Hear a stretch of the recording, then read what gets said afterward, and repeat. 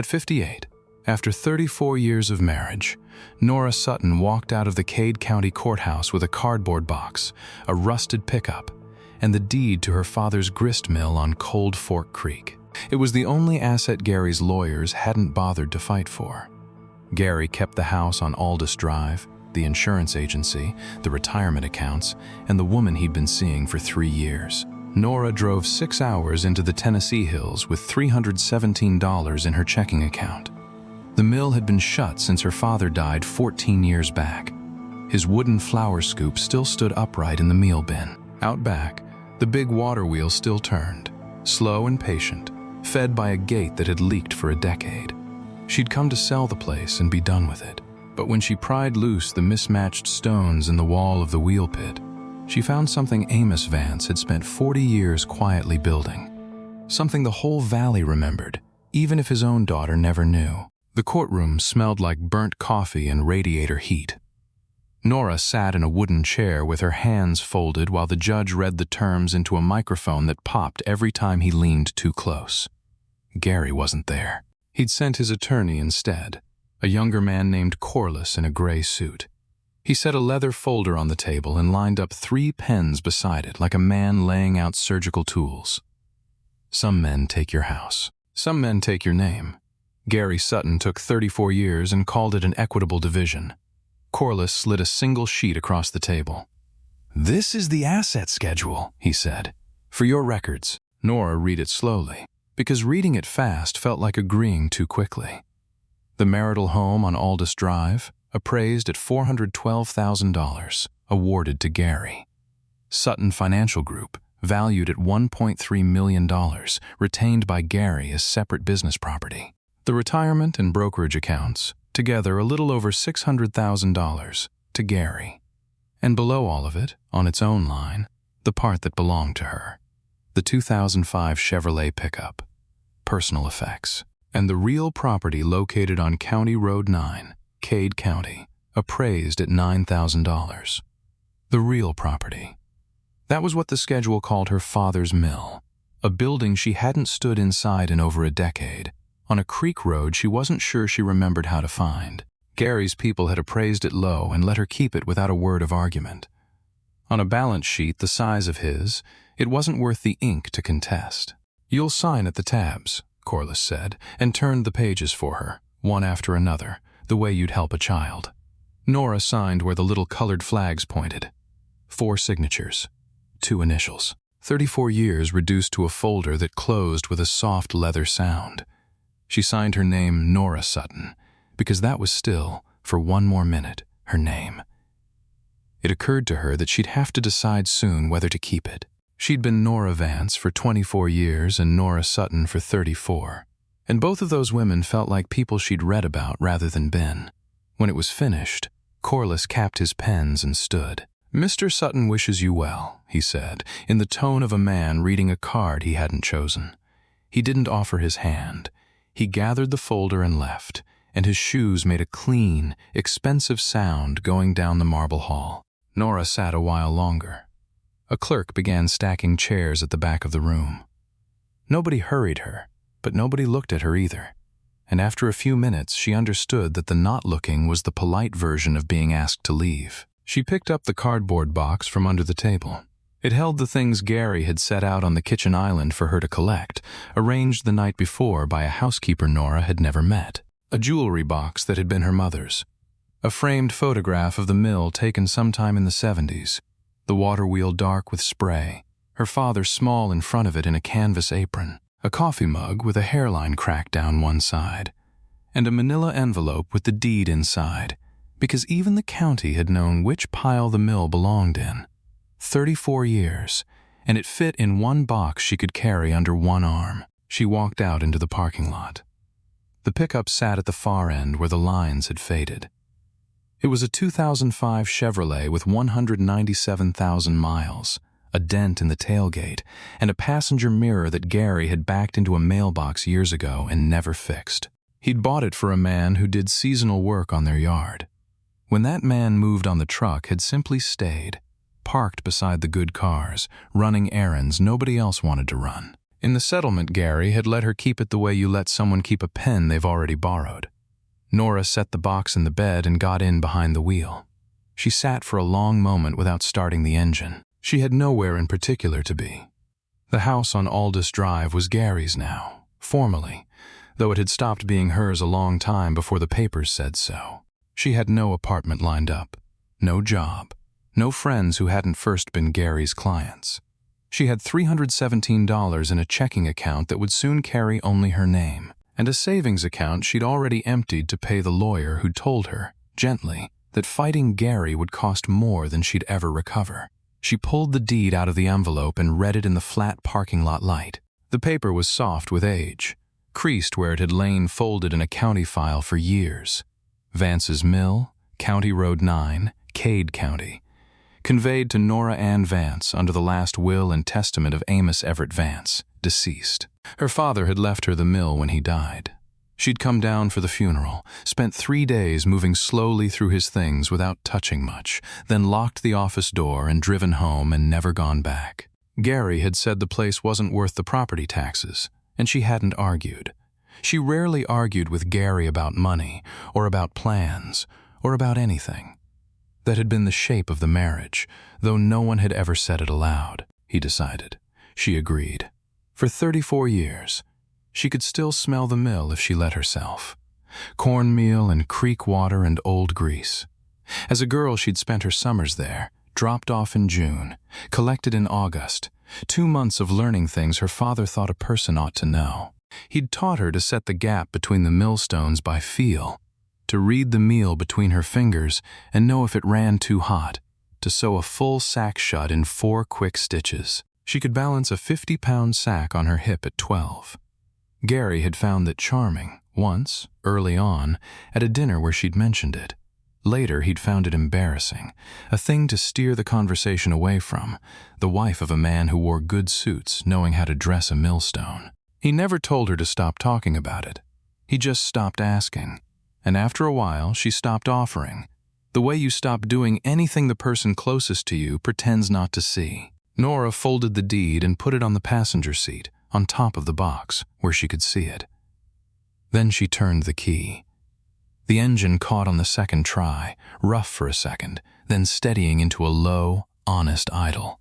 She backed out of the space, pulled onto the road, and pointed the old truck south and east, toward the hills, toward a valley she hadn't let herself think about in 14 years, and a building her father had left her that everyone, including her, had agreed was worth nothing at all. The drive took 6 hours.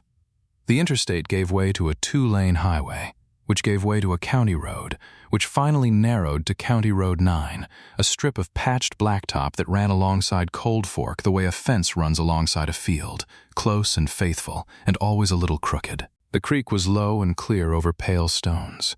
The hills closed in on both sides, steep and wooded, the oaks and maples just beginning to rust at the edges.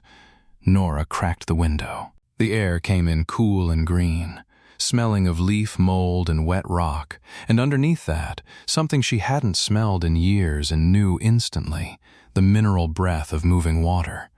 She remembered the road better than she'd expected to. Her body remembered it before her mind did, her foot lifting off the gas at a curve before she saw the curve was coming. 20 years fell away between 1 mile and the next. She passed a white clapboard church with a gravel lot and a hand-lettered sign out front. She passed a scatter of houses set back in the trees, a mailbox shaped like a barn, a dog that lifted its head to watch the truck and then lost interest. Then the road bent around a shoulder of rock and opened into the crossroads that called itself Delph. There wasn't much to it. A crossroads store with 2 gas pumps and a porch.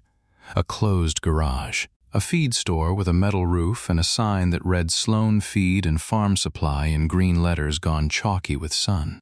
2 men stood outside it, drinking from cans, and both of them turned to look at the strange truck the way men in small places always look. Not unkind, just careful, filing it away. Nora didn't stop. She followed the last stretch of road past the store, over a low concrete bridge where the creek ran under and came out the far side broader and slower, and there, where the water pooled behind a long earthen dam furred over with honeysuckle, stood her father's mill. She pulled onto the gravel apron and turned off the engine and just looked. It was bigger than she'd let herself remember. 3 stories of fieldstone at the base and weathered chestnut timber above, a steep shingle roof gone soft and mossy in the low spots. The building sat with its back to the creek so the water could reach the wheel, and the wheel was still there, 16 feet of it, dark and streaked and hung with green, an overshot wheel that took its water from a wooden trough high on the wall. And the wheel was turning. That was the thing Nora couldn't stop looking at. The wheel was turning. Slow, uneven, groaning at every quarter, but turning. Somewhere up at the pond, the gate that fed the trough had failed years ago, and ever since then a thin, steady rope of water had been spilling down into the buckets, spinning the great wheel around and around to no purpose at all. It had been turning like that, she understood, for 14 years. It had turned all through the funeral and the drive home and the marriage that came apart, turning in the dark and the snow with no one to see it and nothing to grind, doing the one thing it was built to do, because no one had come to make it stop. She sat with her hands in her lap and felt something move in her chest that she didn't have a word for. Then she got out. The gravel was soft with weeds. She found the keys in the manila envelope and let herself in through the office door on the low side, and the smell reached her before the light did. Cornmeal and creek, damp and old machine grease. Exactly the smell of every August of her childhood, so complete and so sudden that she had to put a hand on the doorframe. Inside, the mill was a cathedral of dust. Late light came through the small, dirty windows in solid, pale bars, and in them the dust turned like something alive. The great gears of the works stood silent overhead, the belts slack, the wooden cups of the grain elevator hanging still. The 2 millstones sat in their round wooden housings like sleeping animals. Along one wall the meal bin stood open and empty, and her father's flour scoop stood upright in the nearest one, its long wooden handle worn pale where his hand had gripped it 10,000 times. And on the platform scale, in the middle of the floor, sat a single sack of meal. Nora crossed to it slowly. It was a cloth sack, printed in faded blue with the words Vance's Mill, Cold Fork, and it was 3/4 full and sewn shut at the top with 4 neat stitches. On the little slate that hung beside the scale, in her father's blocky chalk hand, was written a single number, 48. 48 pounds, weighed and recorded, and set aside for someone to come and carry home. But no one ever had. Amos Vance had ground that meal, and sacked it, and sewed it, and set it on the scale. And then something had happened, a bad morning, a chest that wouldn't fill, and he had never come back down the stairs to finish the day. The sack had sat there ever since, chalked at 48 pounds, waiting on a customer who was 14 years too late. Nora put her hand flat on top of it. The meal inside had gone hard as a sandbag. She left it exactly where it was. She climbed the narrow stairs to the office above, where her father had kept his rooms after her mother passed. A cot with a bare, striped mattress. A wood stove with a stovepipe rusted at the elbow. A plank desk with a ring stained into it from a coffee cup. And on a nail beside the desk, his canvas apron, gray with old flour, hanging just where he'd left it, the strings still tied in the loose bow he'd tied every morning of his life. She did not take it down. She stood and looked at it until the light in the window went from gold to amber to nothing, and then she went back out to the truck to see what she had to live on. She had brought a sleeping bag, a flashlight, a case of bottled water, and the box from the courthouse. She had $317, minus the gas she'd already burned. She sat in the cab with the dome light on and did the arithmetic the way her father had taught her, out loud, to the dollar. She'd put in $46 of gas on the way down. She had $271 left. She would need food and lamp oil, and probably a lot of things she couldn't picture yet, and no money at all coming in behind it. She wrote the number on the back of an envelope so she couldn't lie to herself about it later. $271, and a building worth $9,000 that she'd driven 6 hours to clean out and sell. That first night she slept on the office floor in the sleeping bag, too tired to be afraid and too cold to sleep well. The wheel turned all night below her, groaning at the quarters, And by 3 in the morning she'd stopped hearing it as a sound and started hearing it as a heartbeat, the slow, patient pulse of a place that had gone on living out of pure habit long after anyone told it to stop. In the morning she drove back to the Crossroads store for supplies. The woman behind the counter was somewhere in her 70s, small and sharp-eyed, with reading glasses on a beaded chain. Her name, according to the tag pinned crooked to her cardigan, was Hetty. Nora bought a loaf of bread, a jar of peanut butter, a dozen eggs, a box of matches, a can of lamp oil, and a bag of coffee, and it came to $38. She paid in soft bills and counted them twice. Hetty rang it up without a word, but her eyes kept moving over Nora's face like she was working a puzzle. When Nora signed the little slip for the lamp oil, Hetty read the name upside down. "Vance," she said. Not a question. "Sutton, now," Nora said. "Vance was my father." Something changed in the old woman's face, a shift under the surface, quick and deep, there and gone. "Amos Vance's girl," she said quietly. "Lord, you came back, just to clean it out," Nora said. "I'm going to sell the place." Hetty looked at her for a long moment. Then she nodded, slow, the way people nod when you've told them something they've decided not to argue with. "You do what you have to," she said. She slid the bag across the counter. But at the door, with Nora's hand already on it, the old woman said one more thing, to Nora's back, in a voice pitched low so the two men buying feed at the far end couldn't hear. "Your daddy," Hetty said, "wasn't near who this valley thought he was." Nora turned around. But Hetty had already bent to her register and would say no more. The dog turned up that afternoon. She came out of the mill with an armload of trash for the burn barrel and found it standing at the edge of the gravel, a rangy brown thing with a white chest and its ribs showing plain, watching her the way the men outside the feed store had watched her truck, careful, filing her away. When she moved toward it, it backed off exactly the same distance and stopped. When she went inside, it stayed. That night, she set the heel of the bread and a raw egg out on the step and went back in. In the morning, the food was gone, and the dog was lying on the gravel with its nose on its paws, and when she opened the door, it thumped its tail once against the ground without lifting its head. She found it later, nosing at a split grain sack in the corner of the mill, licking the last old meal from the burlap, and that was how she came to call it rye. She said the name out loud to see how it sounded in the empty building. The dog looked up. "All right," Nora told it. "Rye, then." She hadn't planned to name it. Naming a thing meant it was staying, and she'd told herself she wasn't. But she said it, and the dog answered to it, and that was the end of the argument. She meant to be gone in 2 weeks. She had told herself 2 weeks, enough to haul out the trash and photograph the machinery and put a sign on the road. But there was the sack on the scale chalked at 48 pounds. There was the apron on its nail. There was the wheel that had turned in the dark for 14 years because no one had come to stop it.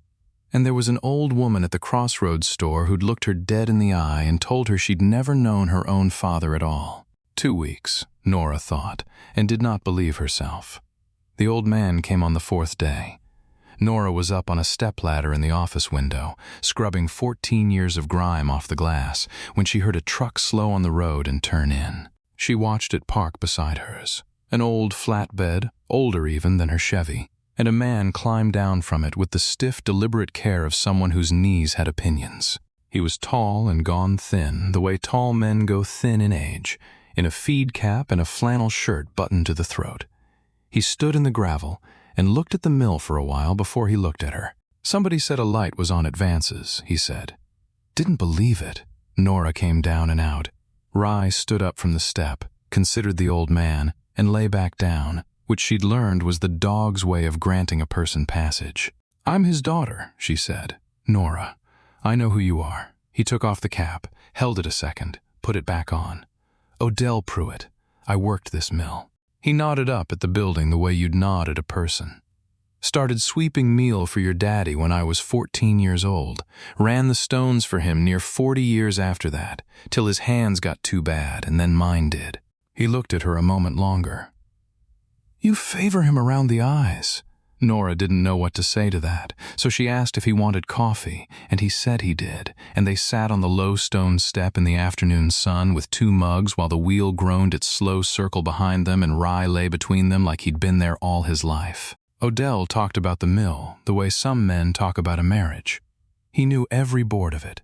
He told her the north stones were French burr, cut in sections and cemented, dressed sharp for corn, and the south stones were a softer country granite Amos kept for wheat and buckwheat because they ran cooler. He told her the wheel was overshot, which meant the water came in over the top and turned it by weight rather than by push. And that was why it could turn on the thin leak it was turning on now. No force to it, just patience. He told her the gate up at the pond had let go the winter after Amos died, and every year since he'd meant to come close it, and every year he hadn't, because closing it felt like agreeing the mill was finished. You could still run her, he said.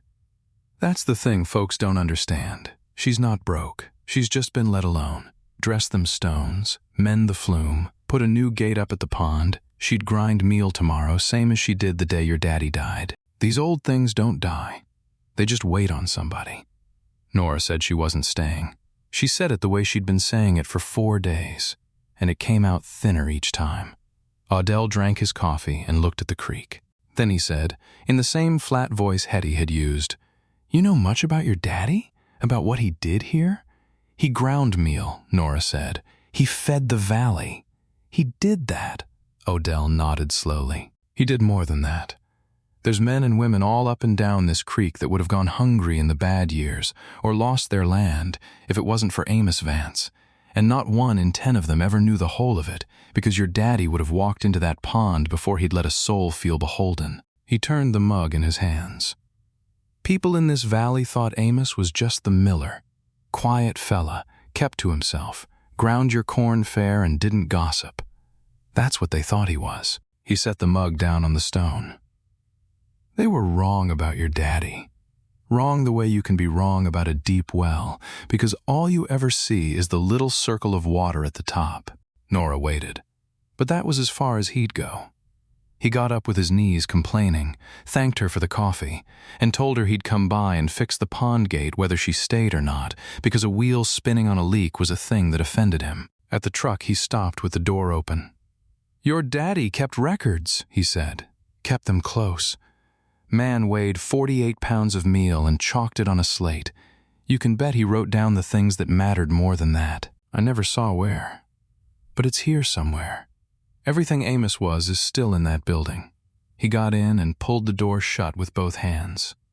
You clean her out to sell her. You find it. Don't you throw it away. Whatever it is, bring it to me first. Then he was gone down the creek road, and Nora was left on the step with 2 cold mugs and a dog and a building that a second person, now, had told her she'd never understood at all. She started looking that night, and she didn't fully know she was looking. She told herself she was cleaning, clearing the wheel pit of the rot and leaf litter that had drifted in through 14 winters, so a buyer could see the works were sound. The wheel pit was the low stone chamber at the back of the mill where the great wheel's axle came through the wall. A damp square room built of field stone laid up dry and pointed with lime mortar. And it was the oldest part of the building, older than the timber above it. She worked by lamplight, hauling out muck by the bucket, and it was on the 3rd bucket that her lamp caught the wall wrong. She stopped. She held the lamp up to it. Most of the wall was the same soft gray stone, laid by the same hand, pointed with the same crumbling mortar that came away under a fingernail. But one section, low, about 2 feet square, was different. The stones were the same, but the mortar between them was harder, whiter, newer. Not 14 years newer, but newer than the wall around it by a long way, and laid by a hand that had tried to match the old work and hadn't quite. It was the kind of thing you'd never see unless you were on your knees a foot away with a lamp, looking at a wall you had no reason to look at. Nora set the lamp on the wet floor and worked the point of her scraper into the mortar around one stone. It was harder than the old lime, but it wasn't concrete. It had been mixed to come out again someday. She understood that even before the first stone came loose in her hands, heavier than she expected, and she set it down and reached into the black gap behind it, and her fingers touched, not more wet stone, but oilcloth, dry, waxed, wrapped tight around something square and solid. She pulled the rest of the stones. There were 7 of them, and behind them was a dry cavity the size of a bread box, lined with more oilcloth, and inside it, snug and safe and untouched by 14 years of damp, sat the whole of what her father had hidden. She carried it up to the office and laid it out on the plank desk in the lamplight, piece by piece, with her heart going hard. A leather ledger, thick as a family Bible, its spine soft and dark where a hand had held it 10,000 times, wrapped shut with a perished rubber band that snapped when she touched it. A coffee tin, the paint gone, heavy, and when she pried the lid it was full of banded bills, soft old 20s and 10s, more cash than she'd seen in one place in years. A cloth drawstring sack that clinked when she lifted it, and poured out onto the desk in a heavy silver river. Silver dollars, worn and dark, more than she could count at a glance. A manila envelope, and inside it a thick sheaf of savings bonds, Series EE, the dates on them running back to the 70s and forward almost to the year he died, and a flat gray metal box, the kind that locks, with no key, that she set aside because her hands were already full and her mind was already reeling. She counted the money first, because counting was a thing she could do, a thing that held still while everything else moved. The tin held $3,410. The sack held 214 silver dollars. The bonds she couldn't value yet, but there were dozens of them, and she knew enough to know that a savings bond bought in 1975 was worth many times its face by now. Then she opened the ledger and forgot the money entirely. It was not an accounts book, or it was, but not the kind she'd expected. Page after page in her father's small, blocky hand, dated, going back 40 years, and every entry was a person. Corliss Mead, 3 winters, ground free, never charged, don't remind him. The Deatons, back rent to Sloan, carried $220, forgiven. Widow Hurst, meal every Friday, told her it was seconds. It was not seconds. Buford Boy's brace, paid the doctor direct, boy never to know. Names she didn't recognize, and a few she did. Dates that lined up with hard years the valley had lived through. The mine that closed, the flood in the 80s, the winter the price of corn fell through the floor. Beside each name, what her father had quietly done, and how much it had cost him, and almost every entry ended the same way. Never to know. Don't remind him. Told her it was something else. Nora sat in the cold office with the lamp burning down and read her father. A man she'd buried 14 years ago, believing she'd known. Tell her in his own steady hand that for 40 years he had been secretly holding an entire valley up on his back. And he had gone to his grave, making sure not one soul felt the weight of his hand. She read until the oil ran low and the letters swam. Rye lay against her feet and the wheel turned in the dark below, and somewhere in those pages, though she didn't reach it that first night, was the reason a man like that had also hidden $3,000 in cash and a locked gray box behind 7 stones, and had never told his own daughter any of it at all. For 11 days, Nora read her father a little at a time, at night, by the lamp, because reading him all at once felt like more than a person should take on in one sitting. She got through the ledger. Near the back, on a page by itself, in handwriting gone shaky with age, Amos had written the thing that explained the coffee tin and the silver and the bonds. Set this by a little at a time, it read. Told nobody. It's not for me. When the mill goes quiet, and it will go quiet after me, there ought to be enough here to wake her back up, and enough left over for the ones I ran out of time to carry. Whoever finds this, that's the whole of what it's for. Don't let a lawyer or a banker or a man in a good suit tell you it's for anything else. Nora read that on the 9th night and had to put the lamp out and sit in the dark a while. She did not read the gray metal box because she couldn't. It was locked, and there was no key with it, and she'd set it on the shelf above the desk and let it be. But on the 10th day, sorting the last drawer of the desk, she found her father's key ring in a coffee mug, a dozen keys on a loop of baling wire, and the smallest of them, a flat brass key hardly bigger than her thumbnail, turned the lock on the gray box on the first try. She lifted the lid. But there were customers coming and going by then. A few, word having gotten around that Vance's had a light on, and she closed it again and told herself she'd read it that night, when she could be alone with whatever it was. That was the day the first of them came. The car was clean and new, out of place on the gravel the way a clean thing is always out of place among old ones. The man who got out of it was somewhere in his 50s, heavy through the shoulders, in pressed jeans and a canvas jacket that had never seen work. He stood and looked the mill over the way a man looks over a horse he means to buy, and Rye got up off the step and stood stiff-legged and did not lie back down. "Ms. Sutton," the man said, and put out his hand. "Bryce Sloan. My family's had the feed store up the road 3 generations. Heard Amos Vance's daughter had come home. Wanted to come pay my respects." Nora shook his hand. It was soft. "Just cleaning it out," she said. "To sell." "That's so," Bryce smiled. It was a good smile, practiced, and it did not go up into his eyes. "Well, now, that's a piece of luck, maybe, for both of us. See, I've got an interest in this stretch of the creek. Family land runs right up against yours, up above the pond. I'd take this whole parcel off your hands, save you the trouble of a realtor and a listing and all them out-of-town lookers." He glanced at the building, at the turning wheel, and something passed behind his eyes that Nora would only understand later. "I'd go generous on it, too. Man likes to keep the valley's land in the valley's hands." He offered $50,000. Nora stood very still. 2 weeks before, $50,000 for a $9,000 building would have sounded like a miracle sent to save her life. But she'd spent 11 nights reading her father, and she'd read the word Sloan in that ledger more than once, and never in a kind way. The Deatons, back rent to Sloan, forgiven. The Hurst place, note called by Sloan.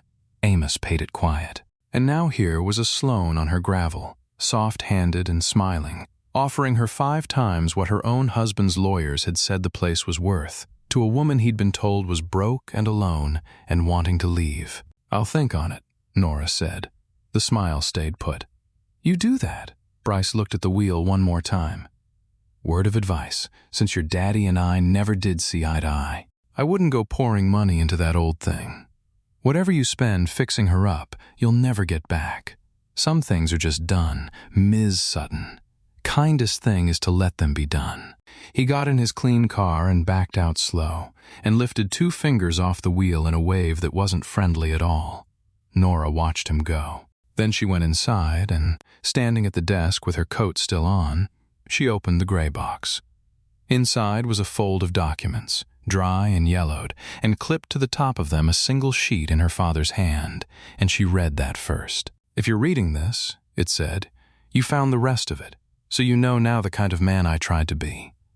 This is the one thing I did that I'm not easy about. In the spring of 1983, I was near to losing the mill.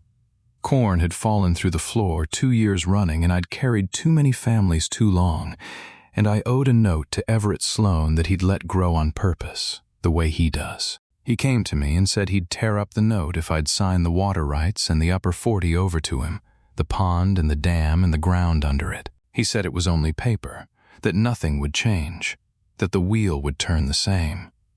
I was tired and I was scared and I signed. What I didn't know till after was that the note was already near paid. He doctored the figures. I'd have owed him almost nothing by fall. He got the water and the land for a debt that wasn't real." Nora sat down. "I didn't fight it. The letter went on, and I'll tell you why, so you don't think worse of me than you have to. Sloan held notes on half this valley by then. He told me plain that if I dragged him into a courthouse, he'd call every one of them at once, and the Dettons and the Hursts and a dozen more would lose everything before I ever proved a thing. So I ate it.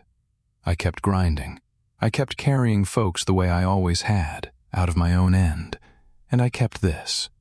Behind the letter was the proof. The original 1983 agreement, with the water rights and the 40 acres signed over. The canceled checks, in a neat run, showing the note paid down to almost nothing before the day he signed, in figures that did not match the figures Sloan had used. And a statement, notarized, signed by a man named T.J. Merrow, county surveyor, dated that same year. laying out in plain words how Everett Sloane had misrepresented the balance and the boundary to obtain Amos Vance's signature. Marrow had witnessed it, and known it was crooked, and put it in writing for Amos to keep, and Amos had kept it, sealed in a box behind 7 stones, for the better part of 40 years.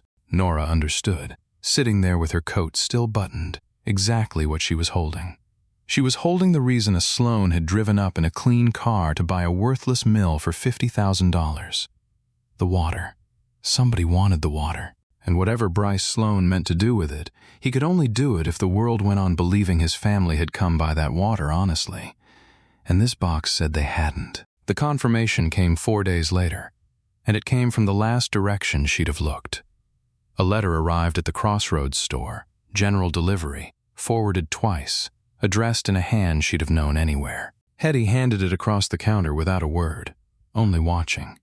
It was from Gary. He had learned about the water. Nora could tell in 3 sentences, though he was too careful to say it outright. He wrote that he'd been thinking about her, that he wanted to make sure she wasn't in over her head with that property, that in fairness the mill may not have been valued correctly at the time of the settlement, and that he felt an obligation to help her realize its true worth. He proposed to buy it back from her himself.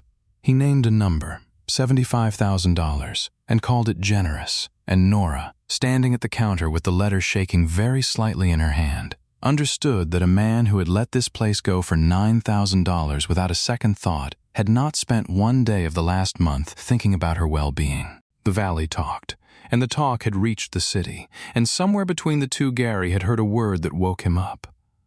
Water. A company out of the city, people were saying now, Ridgeline Springs, wanting to bottle Cold Fork and truck it out, and offering the Sloanes something north of $2 million for the right to do it. That was the number under everything. That was what the $50,000 and the $75,000 and the soft handshakes were reaching for. And it all ran through the question of who truly owned the water.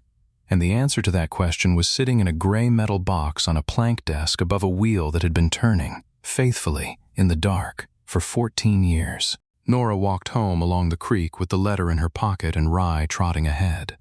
She stopped on the concrete bridge and stood looking down at the water going under, clear and low and endless, the same water her father had ground the valley's bread on, the same water 2 men in good coats were now circling like it was money, because to them that was all it had ever been. She thought about Amos signing that paper in 1983, tired and scared, and choosing 40 years of quiet over one loud fight to protect people who never knew they were being protected. She thought about the sack on the scale, chalked at 48 pounds, waiting.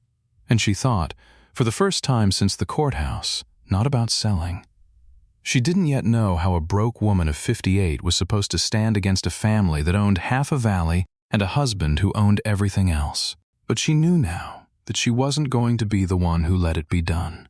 She brought it to Odell first, because he'd asked her to, and because she didn't know who else to trust. She laid it all out on his kitchen table one gray morning, the ledger and the coffee tin and the sack of silver and the bonds, and last the gray box with Amos's letter and the 1983 papers in Marrow's notarized statement. Odell read the letter standing up, with his cap in his hand, and when he finished, he set it down very gently, the way you set down something that might break.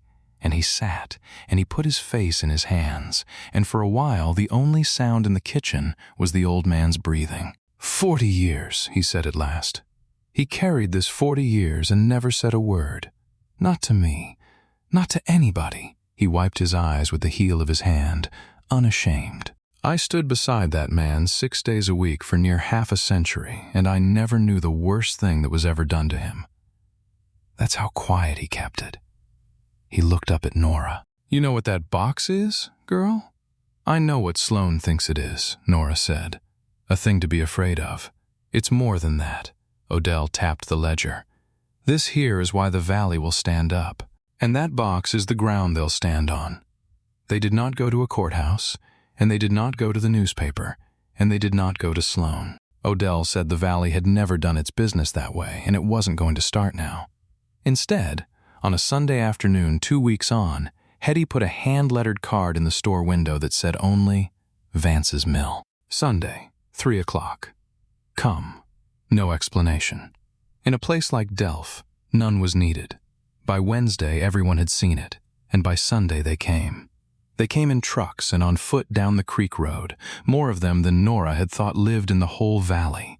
Families she'd fed eggs and sold lamp oil to, old people she'd never met, young ones carried on hips. They stood on the gravel apron and along the creek bank and up the slope by the pond, and behind them all the great wheel turned its slow, patient circle in the afternoon sun.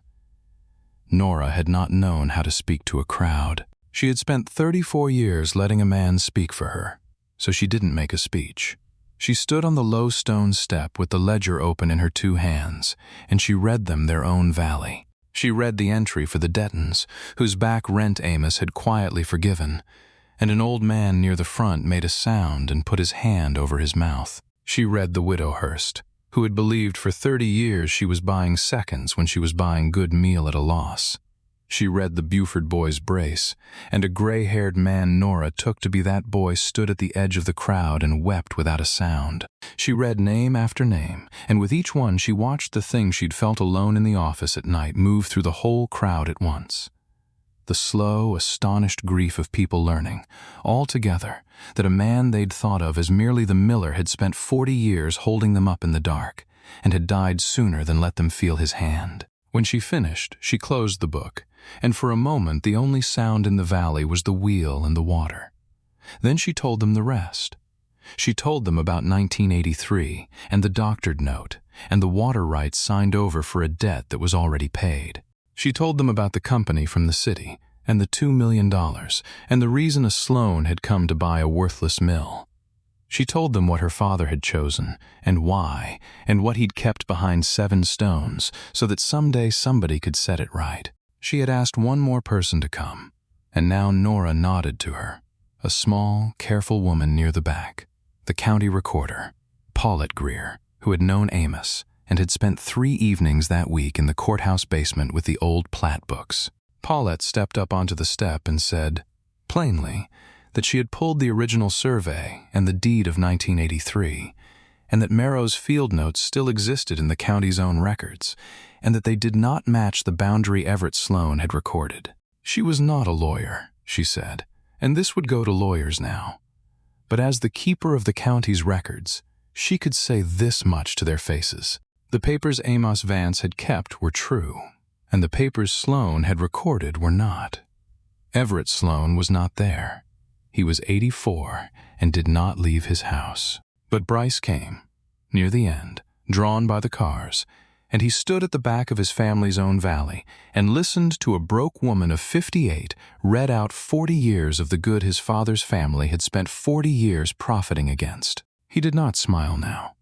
Nora watched his face go from contempt to unease to something that had no color left in it at all, as he understood, in front of everyone he'd grown up among, that the thing his family had built its standing on had been a lie the whole time, and that the proof of it was in a gray box, and that everyone on that gravel now knew it. He didn't speak.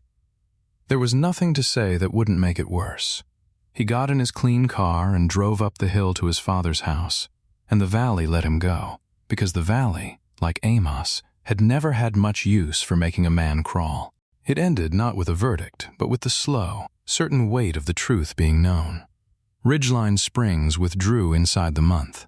No company would sink $2 million into water rights that a county recorder had stood up in public and called clouded, with a notarized fraud statement and a run of canceled checks waiting for the first lawyer who filed. The deal simply evaporated, the way such things do, with a short letter and no explanation.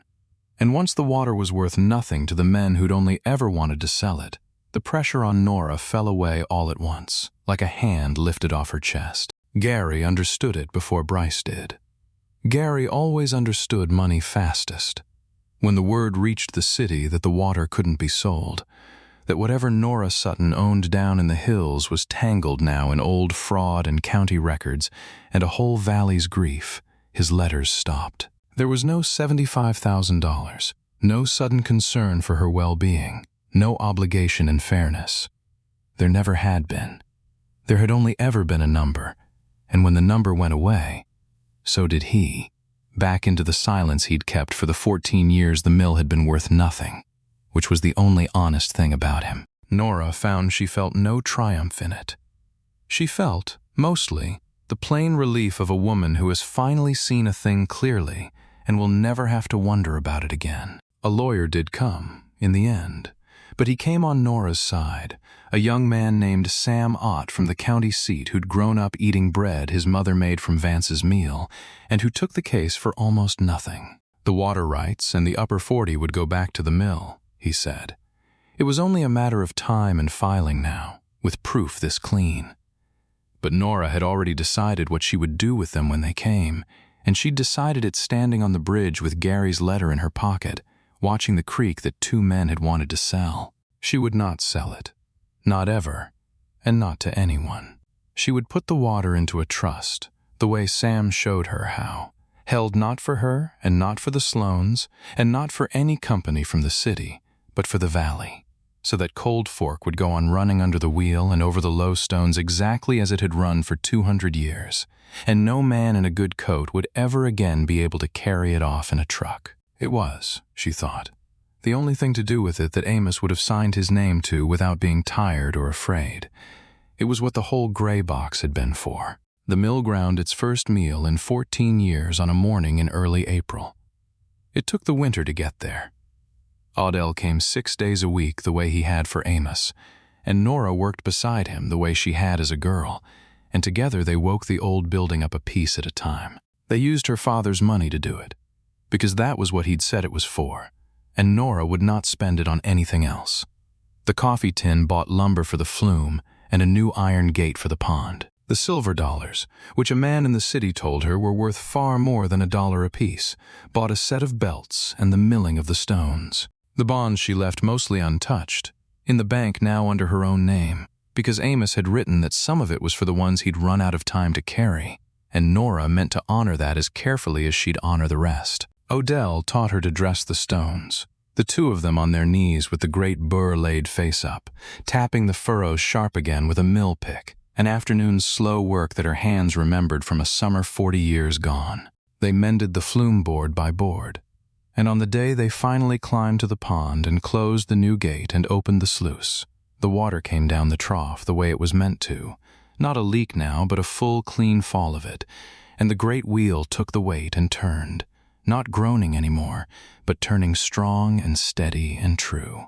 And the whole building woke and shook and came alive around them, the belts slapping, the elevator cups climbing, the stones beginning their low round song. Odell stood in the middle of it with tears on his face and didn't wipe them, and Nora put a hand on the warm running stone and understood that her father had never really been gone from this place at all. He had only been waiting, the way the mill had waited, for somebody to come and open the gate. The valley came.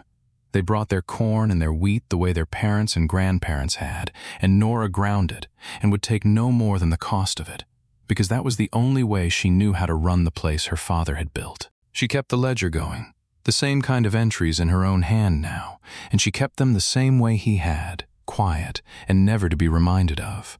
Odell ran the south stones. Nora ran the counter and the scale. Rye lay in the doorway in a bar of sun and lifted his tail at everyone who came and grew fat and gray around the muzzle and never once went back to whatever road he'd come off of. She took Amos's apron down from its nail at last, and she wore it, and it fit her the way she supposed it had always been going to. The sack she left on the scale, chalked at 48 pounds, she took down too, but she didn't throw it out. She emptied the old hard meal into the creek, and she filled the sack fresh from the first good grinding, and she sewed it shut with 4 stitches the way her father had taught her, and she set it back on the scale and chalked it again, 48, and she waited. It didn't take long. An old man came in the second week, a Deaton, one of the names from the book, come to buy meal and pay too little and be told nothing about the winters his family had been carried. Nora lifted the fresh sack off the scale and put it in his arms and told him it was on the house. First customers always free, which wasn't true and had never been a rule, and the old man carried it out to his truck, and the 48 pounds her father had ground and never gotten to give away finally went home. Her daughter came down in June. Marnie had been a careful voice on the phone all winter, wary of the whole thing, half sure her mother had lost her mind moving to a ruin in the hills. But she came, and she stood on the gravel and looked at the wheel turning and the people on the porch and her mother in a flower-gray apron, and something in her face let go. She stayed a week. On the last evening, she said, over coffee on the step, that she'd talked to her father, that he'd asked after Nora in a voice she didn't recognize, quieter, like a man who'd lost track of something and only just noticed. Nora didn't ask what she'd told him. Some things a person leaves alone. She only reached over and held her daughter's hand, and they watched the light go down the valley together, and that was enough, and more than she'd expected to be given. The water went into the trust in the fall, filed and sealed, Cold Fork held safe for good against anyone who ever again mistook it for money.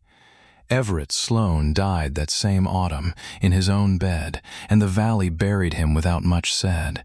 And if Bryce still ran the feed store up the road, he did it quietly now and kept his eyes down when he passed the mill, and Nora let him. She'd had her father's whole gray box read to her, and nowhere in it had Amos asked her to ruin a soul. He'd asked her to keep the water running and the meal honest and the ones who needed carrying carried. That was the whole of it. That was plenty. On an evening a year, almost to the day from the one she'd driven down with $317 in a box in the truck bed, Nora closed up alone. The last customer had gone. Odell had gone home to his supper. She turned off the elevator and let the stones spin down to stillness. And she shut the sluice at the pond so the wheel could rest through the night, and she stood a moment in the doorway with the whole valley going blue and gold below her, and the creek talking over its low stones the way it had talked for 200 years and would talk for 200 more. She was 58 years old. She'd been given a thing everyone had agreed was worthless, and inside it she'd found the truest life she'd ever known, hidden there by a man who'd built it quietly and left it for her to open. She thought about that, and about the wheel, and about the water that had come down that mountain long before her father and would keep coming long after her. And she thought that if her whole life came down to one true thing, it might be this. A person spends half their years being carried off like water, sold and split and signed away by men who only see the price of them. And then one day, if they're lucky, they find the wheel they were always meant to turn, and they stop being water, somebody moves, and they become the thing that gives the valley its bread. She turned off the last light. Rye followed her up the narrow stairs, to the rooms that smelled of coffee and meal and creek water, to the only home she'd ever chosen. And below them in the dark, the creek ran on toward the wheel, patient, faithful, coming back the way water always comes back, to the place that had waited for it all along.